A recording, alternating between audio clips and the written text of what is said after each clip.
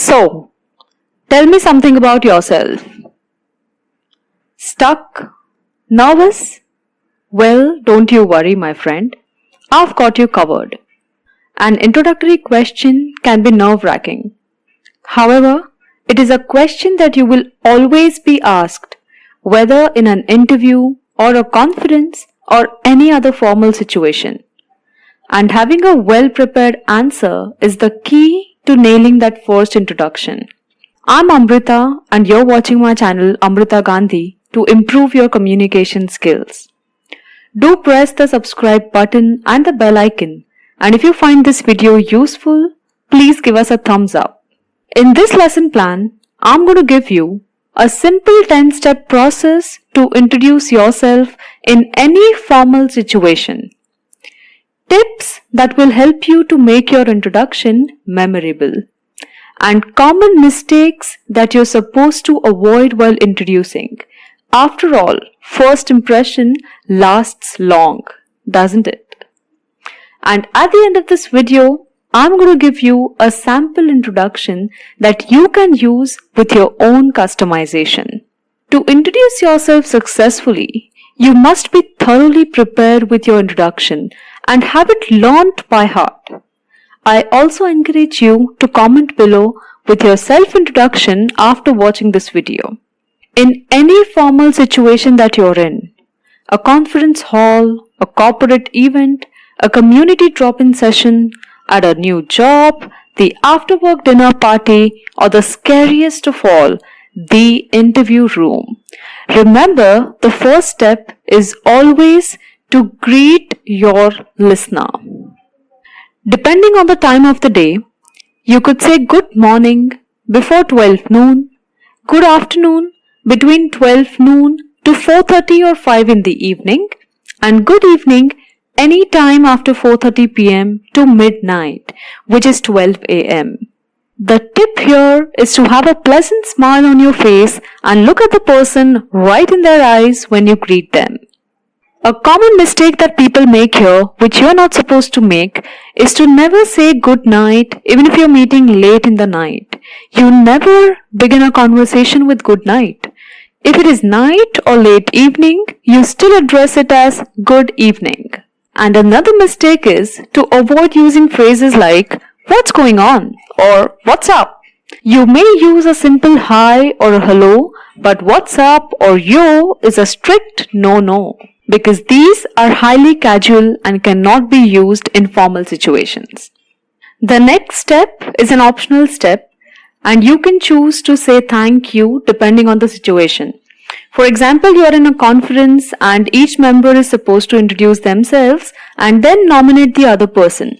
So when someone has nominated you, you could simply thank them by saying, thank you for nominating me, Pratik. So Pratik nominated you to introduce yourself, and hence you thank Pratik first and then continue with your introduction. You could also say, thank you for the opportunity to introduce myself, or thank you for the opportunity to talk about myself. The first two steps are followed by three simple questions you must address, which are who, how, and where. Let's go stepwise. Who are you? This is step 3.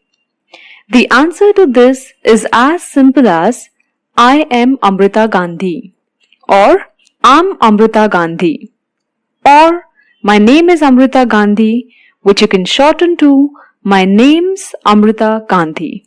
If you have a preferred name, you can add that too in your introduction, and you can say, I am Amrita Gandhi, but it's slightly difficult for some people, so you may call me Amy.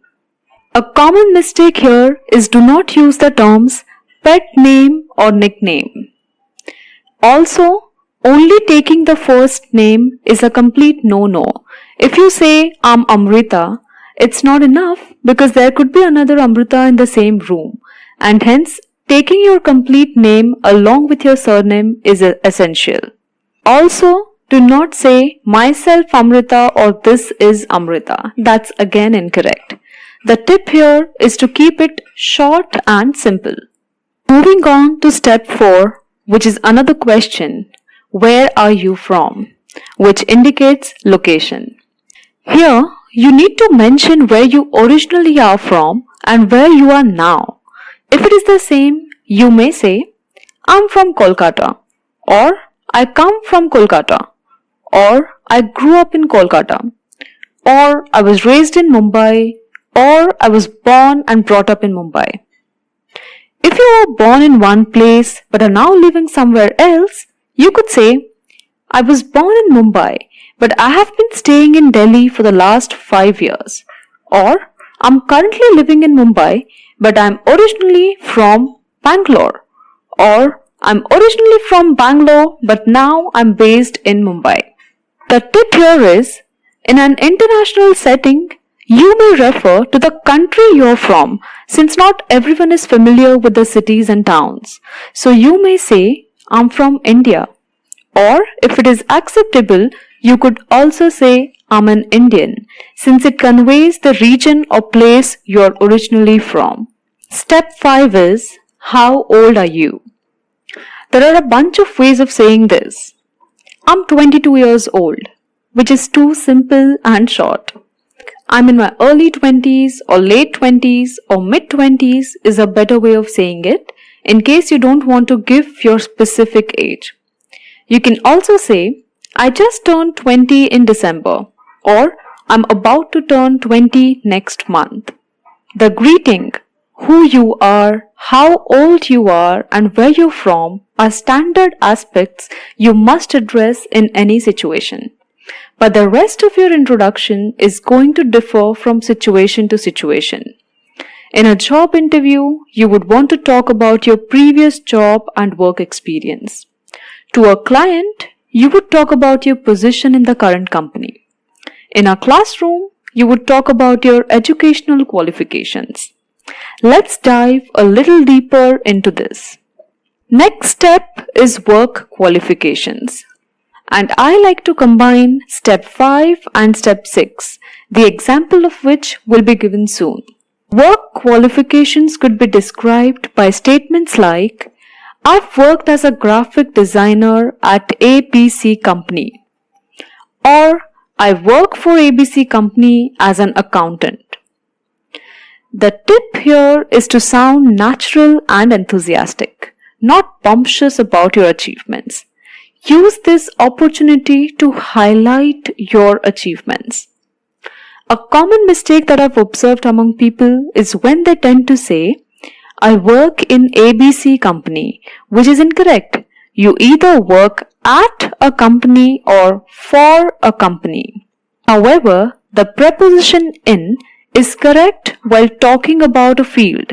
For instance, you may say, I have 5 years of experience in the marketing field, or I have 5 years of experience in marketing. Now, how do we combine step 5, which is how old are you, and step 6, which is professional details, with some genuine staggering figures, which means highlighting something that you've achieved, some award that you've gotten, or some numbers that are mind-blowing. Let's look at an example. I'm a 28-year-old marketing manager at Marico. I've led the sales of my company for 4 years and had the opportunity to bring in $5 million worth of new business in this period. Or, I'm a graphic designer at ABC with over 5 years of experience specializing in creating beautiful, unique website experiences that has increased our brand's recall value by a whopping 27% last year. You see how we combined step 5 and step 6. We mixed our age with work qualifications, and we didn't just mention the name of our company and the current position, but also highlighted something that we've achieved, which will add value to our introduction. Step 7 is to introduce your educational qualifications, along with some fancy words to describe your personal qualities. You could say something like, I'm a hard-working engineering graduate, specialized in computer science engineering. I've constantly been in the top 5% in my class. There is no need to specifically mention your CGPA here, since that is already included in your CV. But if there's something that makes you stand out from the crowd in your class, then you can mention it by talking about it in terms of percentage. If you simply want to focus on your educational qualifications, you could also say something like, I have an undergraduate degree in English, or I'm a marketing postgraduate. Other variations could be, I'm a psychology major, or I'm majoring in psychology. I have completed my bachelor's degree in history, so on and so forth. A common mistake here is when people use abbreviations like postgrad or undergrad. Although they are not particularly wrong, they are definitely not formal. It would be best to use the full forms instead. Tip here is to use words to describe yourself like determined, hardworking, adaptive, positive outlook, team player, focused, etc. Moving to step 8, which is talking about your passions or your hobbies. Striking a balance between personal and professional is important in your introduction. It helps you to highlight your personal qualities and the person you are. My active participation in sports has taught me many skills which include resilience and has made me stronger physically as well as emotionally. When you say something like this, people know that you have a high EQ, which is emotional quotient, which is very important these days at workplace. The tip here is to keep it relevant and brief. And the common mistake here is when people simply pass on statements saying, I'm fond of cycling and trekking. That's it. Well, this is an opportunity to highlight what you've gained out of your hobby or passion. And hence saying things like, it has improved me or it has improved these skills in me is a better option. Step number 9 is to talk about your family, and this is an optional step.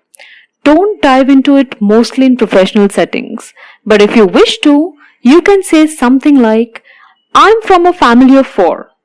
I've helped my father, who is a grocer, to shift to an online business, which has grown the business multifold.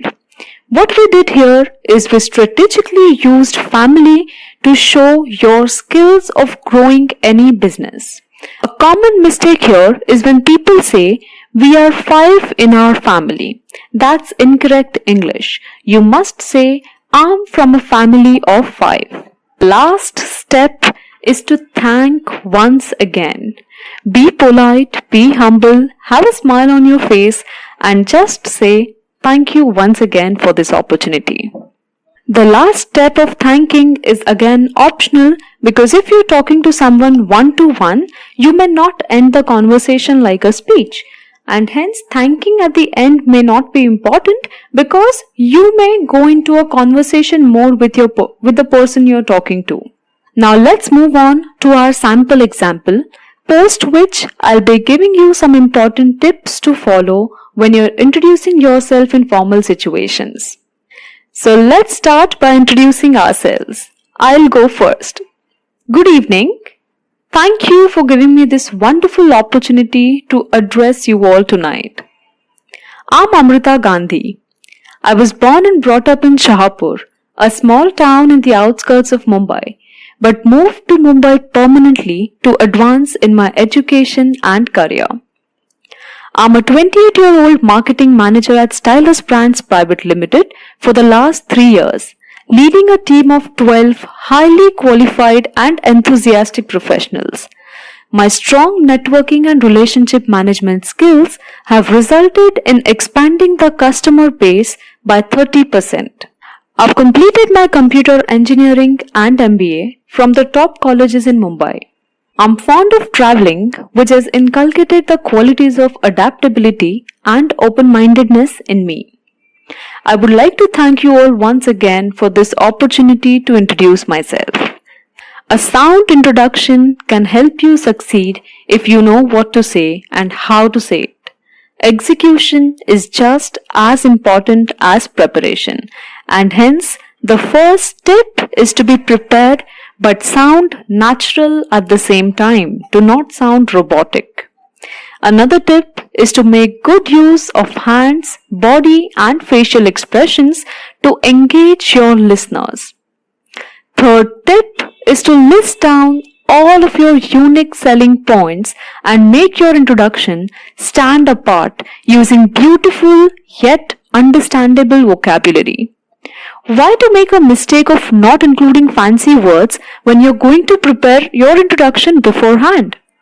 Next tip is to not make your introduction too lengthy. It should not exceed 1 minute. And the last tip is to practice your formal introduction in front of a mirror, in front of your family or friends, and learn it by heart. But when the time comes to deliver, you must sound natural.